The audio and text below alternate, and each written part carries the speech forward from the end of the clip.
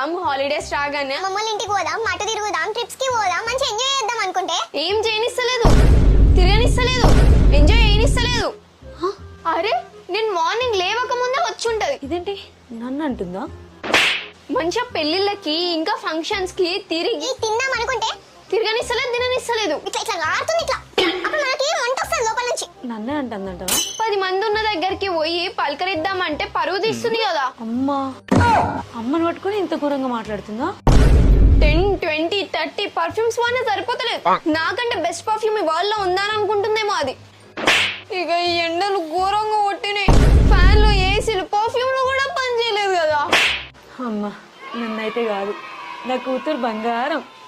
కానీ అట్లా అనుకున్న లోపల వర్షం పడుతుంది.